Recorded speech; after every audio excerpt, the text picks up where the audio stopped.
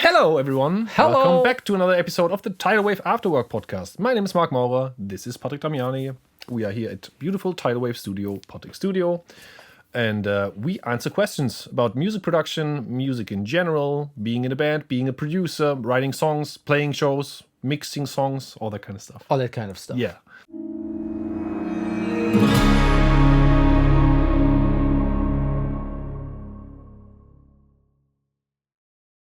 We have a question here from Mellowmaker94. Hi, Mellow. And he or she wants to know, what's the most unexpected sound you've ever used in a song? How did you find it and how did it fit into the track? I personally don't have one most unexpected sound because the first thing that comes to my mind is a production, or not just one, but one in special for the band Rome that I produced, where I tried to put as many original, unexpected sounds as possible into every track of the album. So it was like, just to give an example, it was like I had like a bar stool that had a spring system so that the seat would always go back to neutral. Yep. And when you turn it and you release them, and I used this to build a loop. Yep. I went through the building with a microphone and recorded everything that could be something. Yeah. Like in the old studio, we had like a piano maker's workshop, and there was the resonance bottom of a piano, so the metal frame with the strings attached, and I hit it like with the fist, and I still use that sound today. I called it Rome piano kick because there's like a very reverberant, bass heavy, big kick sound stuff. Yeah. So and we used tons of special sounds that you will never find anywhere. I always like I use this thing. I don't want my stuff to sound like preset 17. Yeah. You know what I mean? Yeah. It's like whenever we can make something that is unique and has like its own sonic identity, go for it. Like we use what we call the pad maker, which would be like a complex chain of delays and reverbs and modulations and stuff, and then you could just with the microphone, and then it would build like worlds of sounds that you could modulate, and instead of just using a pad or something. So and I do this as often and always when I can. What comes to your mind? Something really special? The paper clap. Oh, the paper clap. Yeah, we talked about this. This was fun. No, I mean, I think like typical stuff that is more usual, like the salt and pepper shakers, those kind of things. That was from a library, but still, it's funny, in a song that I did with my sister, where we actually recorded the drums here. Yeah. There's just like a sample of like a door creaking, like a horror house door, which is like a general MIDI thing, I think. I think it's on every keyboard, but I used it in the loop and it doesn't sound like the door anymore. And the other thing I just remembered, which actually also was here in that recording session with you, is remember we recorded, I wanted something like a tabla sound, and we recorded my cheeks. And then I tried to modulate like a melody with the mouth. Like I can't remember that, but sounds like a good idea. Yeah, we did this. Yeah, I think I have video footage of it. Maybe I find it. Yeah, then put it in here. Yeah. That's cool. There is. Maybe I should make something with cat noises. Totally. Yeah, basically there are no limits to creativity. That's the thing. You can. I mean, the paper song is I think a link to it again. Yeah. It's basically showing that there are no limits to creativity, and you can turn almost anything into almost anything. Yeah, really. If that makes sense. But it's especially the cool thing is if you have sounds that nobody else has. Yeah, and I mean, like you said, I think both of us, we we created drums, including kick, snare, and hi-hats, and cymbals, and bass, and melody instrument with a piece of paper. So I think we proved the point. Yeah. But so just go crazy and try things, and you will be surprised. Yeah. Good fun. Have fun. Yeah. Cool. Thanks.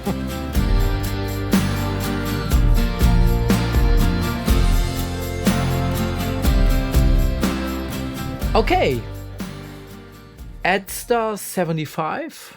Hi, Edster. Hi. I just had a band in my studio to record. All went well and everyone was happy. That's great. Great. Bye. Hope that helps. We mixed the record together in the studio and everyone was still happy. Cool. Awesome. What's the question? But then, back home, they complained about the sound and want to have someone else remix it. Ugh. That is pretty frustrating and I don't really know what to think about this. Any advice? Thanks. So yeah, mixed in the studio. Yeah. And then went home and then they are not happy anymore. Well, I mean, first of all, the wishing that somebody else then remixes it is brutal. Yes. I think. The other thing is, it's a bit tough for me to speak about this because I normally don't want anybody around when I'm mixing. So but also my studio doesn't work in that sense. Like we said a lot of times, I don't record like full bands. But I normally don't want to have anybody come over unless I know the person or there's like a longer going relationship where I have the trust that that person will be able to handle being in a unfamiliar space. But I think that's the key point, that the only thing that I think about. I would always want clients and bands listen to the final mixes in their comfort zone. Yes. And on the devices, speakers, headphones, car, whatever. That's the most important, the most important part, the most important part of all this is basically the root of the problem. I think so too, yeah. Because I usually also, I don't do attended mix sessions. Yeah. I say, we talk about everything. Communication is key. I know where it's going to go. Then I do a first mix, and this is open for discussion. And this is another thing. There is a thing like revisions. So you have to tell the musicians that it is so subjective. Everything is very subjective, and it is completely fine and normal. And also the big names in the industry, they do revisions because you don't get everything right the first time. That's perfectly fine.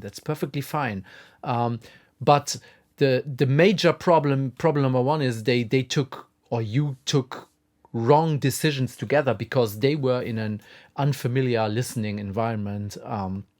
And I usually tell the musicians I work with, listen at home.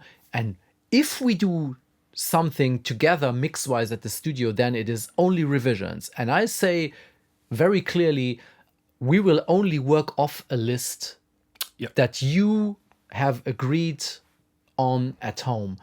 And we don't question anything else when we're back in the studio because the listening environment will be unfamiliar and you will start to question like, but now the kick is... isn't the hi-hat a little bit... no, if it was not at home, then it isn't here. So we just work off the list. Yep. And this works. This has worked for me for 25 years. And I have had that exact situation here in the studio where we mixed an album, and that was before I insisted on doing this alone and listening, have the clients listen at home, and it was exactly the same. Everything was fine here, and then it was at home. And I was like, it's absolutely not what I wanted, but. It was not my decisions at that point. So we work for the artist, and if the artist has wishes, says like more reverb, then you put on more reverb. And then when it's at home, it's like it's too much reverb. Yeah. So don't do attended mix sessions. Do attended revision sessions with a list that you work off, and you only do what is on the list, nothing else. And if then there is still something left, you can still do revision C, and adapt one or two things. Yeah. I really hope that helps. Good luck.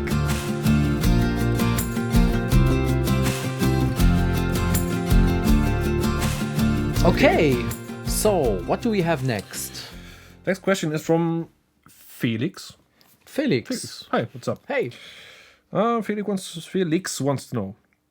I hear a lot of debate about whether music theory is important for producers. What's your take on that? Do you think it's essential, or can people succeed without it? Okay, we need a definition of succeeding. Yeah. Is it confession time? It is confession time. Okay. I would say I'm doing pretty well in my job.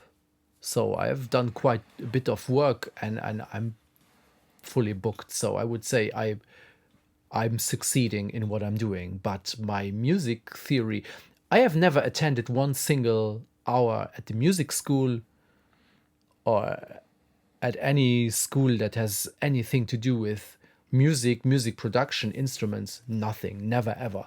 No. Which does not mean that I didn't try to learn as much as I could on the way. But music theory, I think I could read notes, but really, really, really slow and really like counting lines. And like, yeah.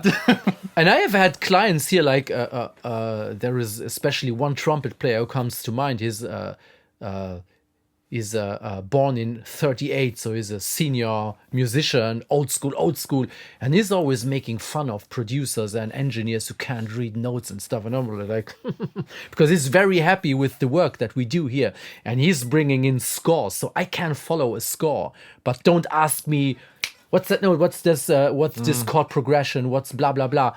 I couldn't tell you. Yeah. But I can follow like a music score and if I hear something that is fishy, I can go in and let's say, okay, I hear there is a discrepancy, there's like a dissonance or something, and then I grab a guitar and then I find out, okay, this and that, but I could not actually always give this stuff a name.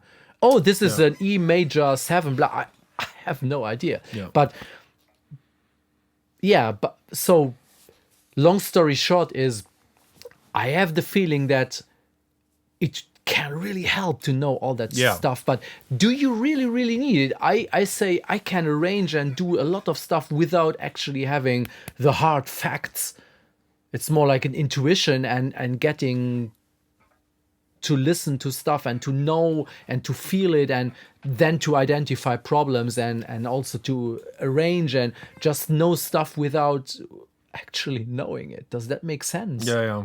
What about you? Did you learn the classic way? No. I mean, the only thing I learned classical guitar for like 5 years when I was very little, and I can't remember anything. I mean, I can still play some stuff, but and at that time I had to read sheet music, but I can't anymore. It's like the same as you counting lines. But I think it is more about identifying problems when there is a problem. I give you a good example, because this is like, those are like the classics. It's like, what is a dotted note, what is a triplet. You should know that kind of stuff. That kind of basic stuff. So when the band is playing, maybe the bass player and the drummer are playing a take together, and one you just is shuffling the other not, and then identifying, so hey, maybe the one should adapt to the other stuff. And like if you this. then that doesn't mean you have to know sheet music, but you can identify, and especially if you realize that both of them are maybe even less trained than you are, then at least you have vocabulary to use to bring them both up to like you are doing this, you're doing this is that. Listen to it. Okay, and now try to match this. But other than that, I don't know. And maybe like harmonies and stuff. Yeah, but you know what this reminds me of? It's like I used to study construction engineering. I was pretty good at math, and I gave like how do you say, like math extra classes to young people. So, and I found out that it is always good to be able to take something complex and break it down into easier part, easier. This a little bit, if you have like musicians that don't know the vocabulary at all and stuff, so that you know the basics and are able to communicate. Like, you are playing triplets and you are playing like dotted notes or something like this, which can be tricky to explain if you don't know. But if you know the vocabulary and you are able to communicate with the musicians, as long as you are able to communicate everything which really matters, then you know enough. But you should know that kind of stuff.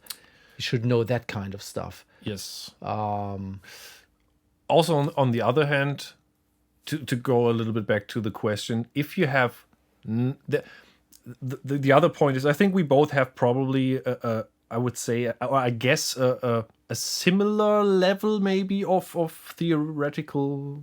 I don't know about yours, but it feels like we can get through with everything. And then I know people who have zero. They still call a triplet this, and that they get everything wrong, but they just have a sense for things. It's like, people who have like a great ear. I mean, I know I have a great ear. I know you have a great ear. So if you want to find a harmony, I don't have to know which notes are in the chord.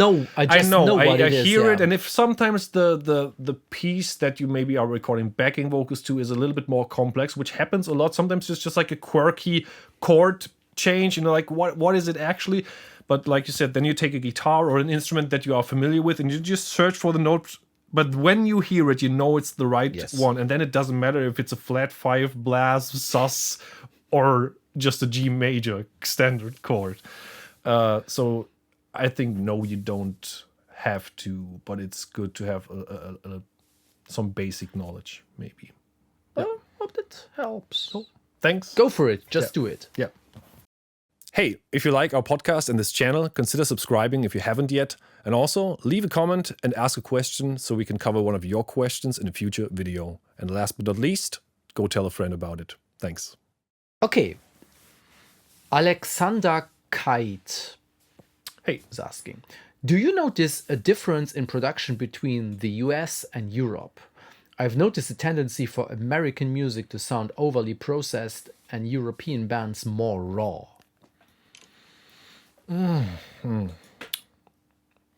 Is it like that? I would have to think.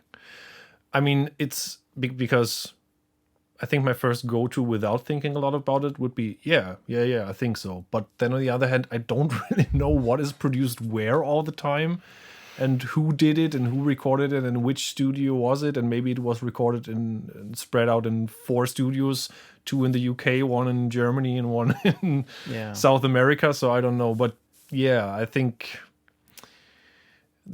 I mean, there's probably a reason why we think of like British amps and American, and that it's like for me it's more like a feel thing. If somebody, it's a bit like with vintage for me. I think if I would produce or record something, and somebody would say doesn't matter which instrument, be like a bit more like British, I would think vintage, dry, less distortion, less room in the drums, and in the American. Like, I think more of like more gain, bigger room. That's a feel thing for me. I don't know. I don't know. I have like I have the feeling. Well, I have done a few things for artists from the UK, and I have noticed that they have like a tendency to go more for vibe than for sonic excellence. If they of course, you cannot generalize anything. There is always an exception to the rule. But I must say that I've noticed this. It's like vibe beats technical cleanness. Yeah. So when I get stuff from the UK to mix, it has more vibe. And sometimes like, why is there this? But it works, and it somehow feels good. And I think of like US productions as more polished. Think Chris Lord Alge, Green Day, very polished, very clean, the funny very tight. If you say like British versus American, the first thing I thought about American was like Green Day. Which is really like, although it's supposed to be punk.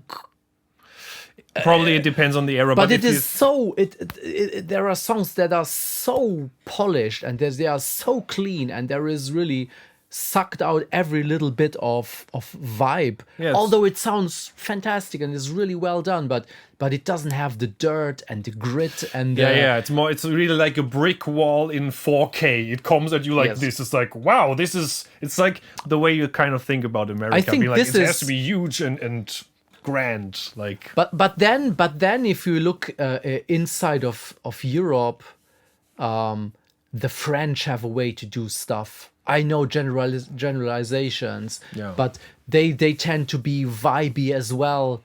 I've watched quite a few like documentaries on French productions, and they have a vibe and even inside Germany. Go here in town. There are 3 studios, and everyone will have his own fingerprint on the music. I think it's more like an individual thing. probably yes, but I just thought maybe it is a little bit of a, because that sonic thing that you talked about with like British bands, maybe in comparison to like bands from America, it also translates in the music itself, I would say, and that, I think that speaks more for a mentality kind of thing, because also I just remembered, I don't know if it was like a study or something, but if you compare like TV shows in America in like British TV shows, the American TV shows tend to be more like success driven. Like the main characters, it's all about their being great and successful, and the British have this like black humor, there's this self-deprecating, I'm bad, I'm the loser type thing. So, there's like other forms of like if you want to call TV art, but you know what I mean, like expressiveness, where the British seem to be a bit like, yeah, whatever, and the American thing is a little bit more this like, Yeah, thing. I So, I don't think know. I think I don't it's know. maybe like a general mentality, humor, how you see and perceive things. They just translate into art and into how you feel about something, and I wouldn't say it's really like US and continent no. and this is like black and white, but I can see where it's coming from, and I find myself often saying like, okay, I want more like a British vibe in there. Exactly. But I don't think now more vintage, but I think more like vibey in the sense of maybe not Dirty so and- not a high gain Mesa Boogie rectifier guitar sound, but more something like grainy and dirtier with, I don't know, a little bit of schmutz in there. Yeah. Just like more something for the stomach than for my inner monk that wants everything square and straight. It's maybe it's also not just those two things, but I mean, it's more, those are 2 examples of many other Yes. examples where you could do some tiny generalization about mentality. I was also thinking about Swedish music. Like there's also it's also like a trend. Like, doesn't matter if you take like ABBA and go back in time, or like modern like melodic death metal, but there's also like a, I don't know, I want to say like this Swedish melodic DNA in a way. There's parallels still from like ABBA songs to modern metal bands from Sweden, where it's kind of like they have this like melancholic undertone in their melodies. There's just like similarities, which could be coincidence, but I don't know. I guess it's just assumptions like climate. If you have like long days, short days, if you have like 25 degrees all day long, Celsius, not Fahrenheit. If it's like, how if you visit different countries, you have different mentalities. If you go to Thailand, everyone is smiling. If you come to Germany, everyone has like the mouth. Look at us. Look at us. Yeah, always bad in a bad mood. And then I don't know. In Britain, it's raining all the time, so maybe I don't know. Yeah. Let's generalize a little bit more. What else do we have? No, you get the drift. So Yeah. I guess all this stuff and culture and everything translates into music and the execution as well. So yeah, but difficult to generalize. But I get where the question is coming from. Yeah. Yeah, sure. So Interesting. did that help? I don't know. I mean, I think it was just what do we think about it. So But we get that's- it. But that's what we think about But it. I guess you will also get British sound in the USA, and you will also get US sound in London. In Germany, we would say niemals über einen Kamm scheren.